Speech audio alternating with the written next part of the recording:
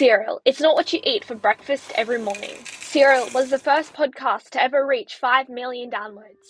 Serial was downloaded more than 135 million times. And Serial was the first podcast to ever win a PW award. Sarah Koenig's new style of investigative journalism rediscovers Adnan Syed's alleged murder of Heyman Lee. Koenig uses her status as a journalist to show bias, to position the reader to agree to her stance. She blends journalism, a high production value, and intertextuality of Romeo and Juliet to establish an engaging, relatable, and carefully crafted true crime. In 2014, Koenig verbally depicts the crime to listeners during the episodes and tactically refers to the website evidence for verification, whilst ensuring that during that process she remains in control of what her consumers hear and convinces the listeners of her point of view regarding Adnan's innocence.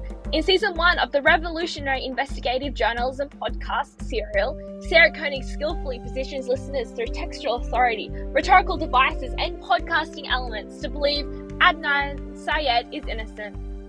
Koenig's neutral stance influences listeners to take part in the investigation process themselves.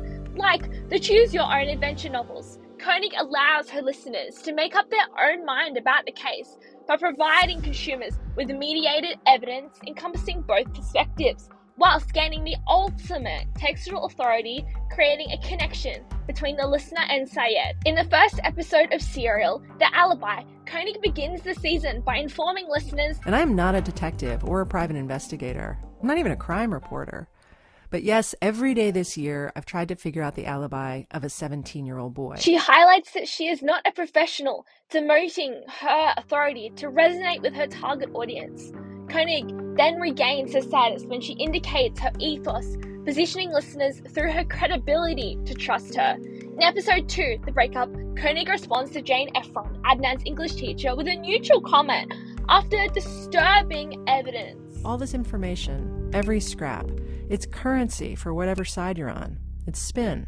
And the trouble with spin is that you can't totally disregard it. As Koenig rediscovers the case through interviews with reliable witnesses, she appeals to the listeners through logos, engaging individuals to think independently whilst making Adnan appear innocent.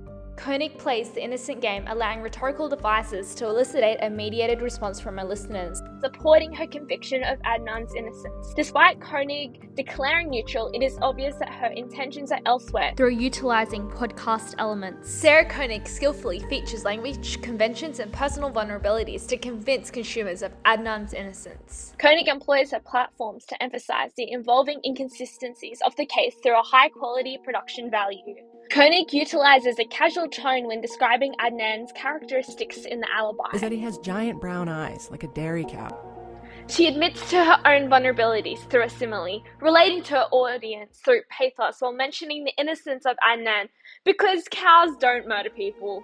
Koenig then quickly confesses that she was struck by Adnan and says, "Could someone who looks like that really strangle his girlfriend?" Koenig asks the audience a rhetorical question, establishing intrigue whilst inviting engagement, suggesting the implausibility of Adnan committing the crime. In episode 5, Root Talk, Koenig utilizes high-modality language and logos by highlighting that, all in 21 minutes. I am 100% sure that if someone tried to do it, it would be impossible. By recreating the original route of Adnan's journey, Koenig develops tension and credibility. Her selective biased information positions listeners to believe Adnan's case.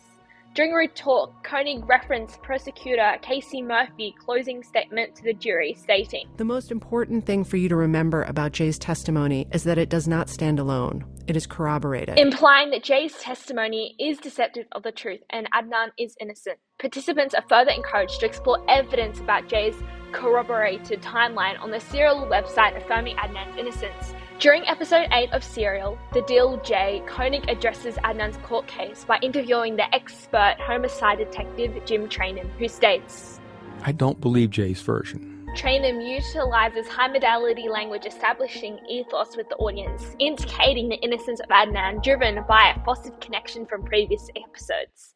Koenig leads consumers through a reenactment, not a discovery, by withholding evidence to enhance the involvement with listeners.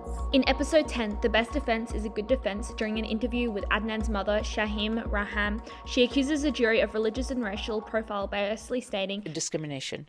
because it was a Muslim child. That's why they took him. Develops empathy, triggering the audience ethics and morals, thus pathos. This enhances the audience connection with Adnan through his mum, not on a logical or credible level, but an emotive position. By portraying credited individuals and research, Koenig shares a mediated version of Adnan's murder case, revealing Adnan's innocence to listeners. Sarah Koenig in Serial, Season 1, manipulates, engages, and provokes listeners through her textual authority, podcasting elements, and rhetorical elements, betraying Adnan's innocence. Koenig establishes intrigue through the rediscovery of details that support her argument, whilst remaining a pensive tone and signposting the audience's intended reaction to a selective evidence, reinforced By pathos, ethos, and logos. Sarah Koenig's Serial effectively positions listeners through an emotional connection between the listener and defendant to believe in the innocence of Adnan Syed. Serial is produced by Julie Snyder, Dana Chivvis, and me.